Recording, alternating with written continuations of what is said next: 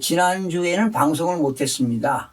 제가 공공기관 외부 특강이 있어가지고요. 지난주에 못해드렸는데 이번 주부터 다시 시작하도록 하겠습니다. 전국 아파트 값은 지금 58주째 연속 하락하고 있습니다. 그러나 서울도 지금 55주째 하락세가 이어지고 있는데요. 서울시는 이번 주 0.03% 올랐습니다. 지난주 0.04% 대비 하락폭이 축소되었는데요. 3주 전 1년 만에 상승으로 전환한 서울 아파트 가격은 이번 주에는 상승폭이 하락했죠. 그러나 반등한 자치구가 더 늘어나면서 강남권의 온기가 퍼져나가는 듯 하면서 이번 주에는 상승폭이 둔화되었습니다. 이에 집값 바닥론이 힘을 얻고 있지만 급매물 소화에 따른 기술적 반등에 불가하다는 진단도 여전히 나오고 있습니다. 전국 아파트 값은 지금 하락폭이 확대된 이후에 지금 18주 연속 하락폭이 유지되거나 축소되고 있는 상황인데요. 아마도 상승과 보합 그리고 하락 시장이 장기간 이어지지 않을까 이런 예상도 해봅니다. 여러분, 특히 올해 들어서요. 집주인이 보증금을 돌려주지 못한 전세보증금이 1조 원을 돌파한 것으로 집계가 됐습니다. 지난해 전세보증금 사고액을 4개월 만에 뛰어넘었습니다.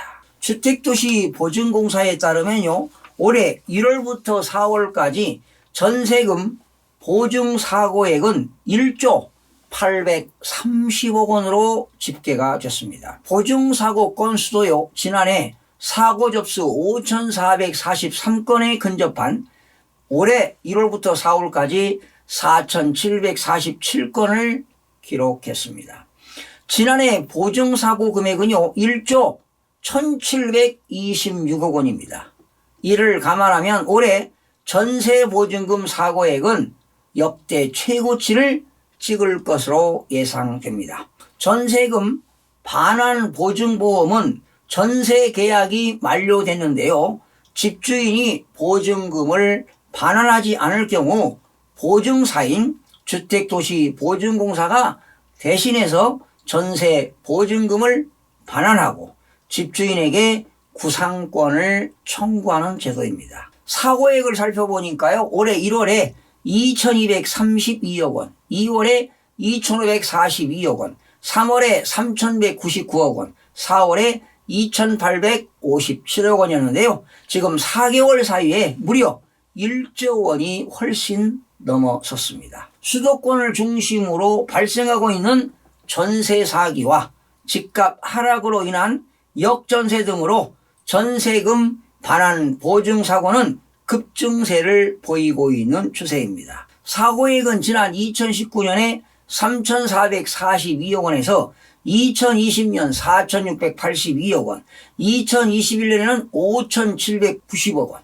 2022년에는 1조 1,726억 원으로 매년 역대 최고를 경신하고 있는데요. 아마 올해는 더욱더 최고액을 경신할 것으로 보입니다. 전세금 반환 보증사고가 급증하면서 주택도시보증공사가 집주인 대신 갚은 보증금, 즉 대위 변제액도 올해 4월까지 8,144억 원으로 나타났습니다. 지난해 대위 변제액은 9,241억 원이었는데요.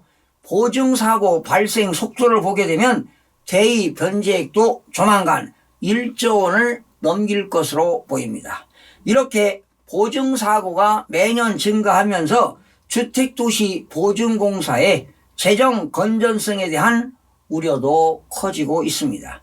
집주인이 전세금을 돌려받지 못하면 주택도시보증공사가 세입자에게 대신 돌려준 뒤에 집주인에게 구상권을 청구해 회수해야 하지만 채권 회수액은 최근 3년간 2천억 원대에 머물고 있습니다. 그러니 당연히 주택도시보증공사는 엄청난 손실이 발생하기 때문에 이러한 재정 건전성이 우려되기도 합니다. 여러분, 2023년 6월 2주 기준으로 집값이 전국적으로 마이너스 0.01%로 지난주 마이너스 0.02% 대비 하락폭이 축소되었습니다.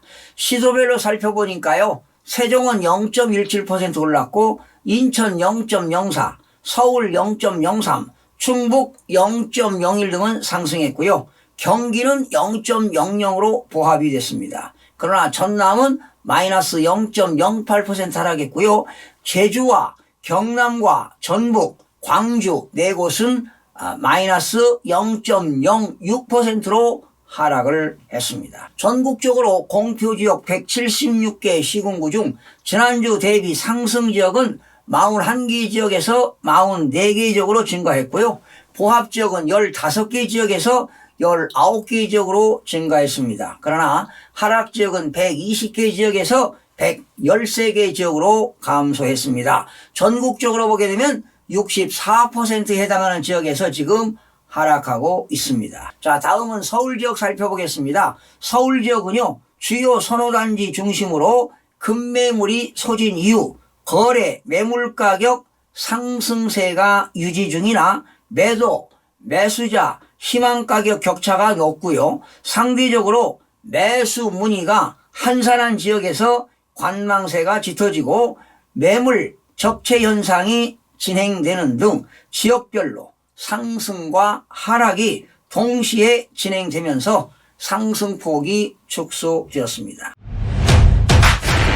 강북 지역입니다. 14개 구 중 은평구 0.04%는 은평 뉴타운 위주로, 광진구 0.01%는 소형 위주로 매물이 소진 영향으로 상승으로 전환이 되었고요. 용산구 0.02%, 성동구 0.01, 마포구 0.01%가 올랐는데요. 주요 단지 위주로 상승했습니다. 그러나 서대문구는 떨어졌어요. 마이너스 0.04, 도봉구도 마이너스 0.04는 대단지 위주로 하락하고요. 노원구도 마이너스 0.03% 하락했는데 구축 위주로 하락하는 등 지역별로 차이를 보이면서 강북 전역 소폭 하락을 했습니다. 강남 지역 11개 구 중 송파구 0.28% 올랐습니다. 서초구 0.16, 강남구 0.11%는 주요 단지 위주로 상승이 지속되고 있고요. 영등포구 0.01%는 개발 기대 심리로 상승으로 전환이 되었는데요. 강서구는 마이너스 0.02% 하락했습니다. 관악구는 마이너스 0.01, 금천구 마이너스 0.01은 급매물 거래 영향 등으로 하락하면서 강남 전역이 상승폭이 축소되었습니다. 자, 수도권적인 인천 지역입니다. 미추홀구 마이너스 0.03% 하락했는데요. 입주 예정 물량 영향을 받는 용현동과 하기동 위주로 하락했습니다. 동구 마이너스 0.02%는 만석동과 송현동 위주로 하락하고 있고요.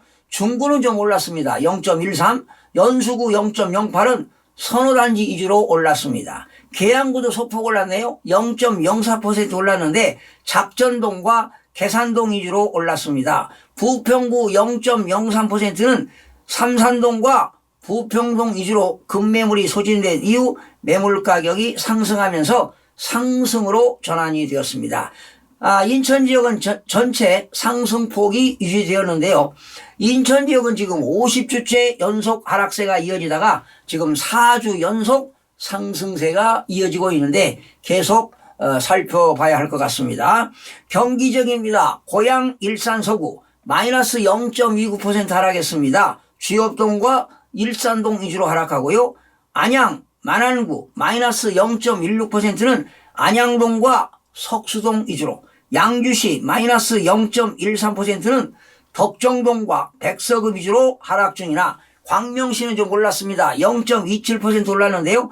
일직동과 철산동 위주로 올랐습니다. 하남시 0.26% 올랐습니다. 창우동과 망월동 위주로 올랐고요. 성남 수정구 0.21%는 창곡동과 신흥동 위주로 상승하는 등 지역별로 혼조세를 보이고 있고요. 경기 지역 전체가 지금 처음 하락에서 보합으로 전환이 되었습니다. 부산 지역입니다. 남구 0.00%는 하락해서 보합으로 전환되었으나 입주 물량 영향이 있는 동구는 마이너스 0.23% 하락했는데 특히 수정동과 초량동 위주로 하락했고요.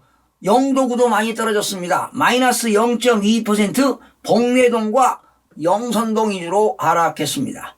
광주 지역입니다. 계속 떨어지고 있죠. 서구 마이너스 0.10%는 지평동과 금호동 위주로 하락하고요. 동구 마이너스 0.10%는 산수동과 용산동 구축 위주로 하락했습니다. 북구 마이너스 0.07%는 오치동과 일곡동 위주로, 광산구 마이너스 0.05%는 운남동과 신가동 위주로 하락했습니다. 세종시는요, 행복신도시 내 주요단지 위주로 거래가 발생하며 상승세가 지속되고 있습니다. 지금 세종시는 급급매가 거래가 발생하면서 하락세가 지금 85주째 이어지다가요, 지금 13주 연속 하락세가 이어지고 있는 상황입니다. 충북 지역은요, 지역별 혼조세를 보이는 가운데 청주, 성원구 0.05%, 제천시 0.03% 위주로 상승하면서 충북은 보합에서 처음 상승으로 전환이 되었습니다. 지금 부동산 경기 침체가 여전하지 않습니까? 이런 가운데 지금 반년 만에요, 6곳의 건설업체가 부도난 것으로 확인됐습니다. 특히 1년 사이에 종합건설사 신규 등록은 90% 수준 감소한 반면 폐업은 60% 이상 늘어난 것으로 조사가 되고 있습니다. 일각에서는요, 부동산 경기 반등을 전망하고 있지만 저출산과 고령화로 한국 경제 미래 전망을 지금 어둡게 하고 있습니다. 그래서 2023년 돌아오는 하반기에는 부동산 경기 하방 압력과 불확실성 등이 존재할 것으로 보이기 때문에 아마도 부동산 매수는 신중을 기해야 하지 않을까, 이렇게 예상해 보면서 방송을 마치겠습니다. 시청해주신 여러분 고맙습니다. 다음 시간에 찾아뵙겠습니다. 마음이 드셨다면 구독, 좋아요 꼭 부탁드리겠습니다. 고맙습니다.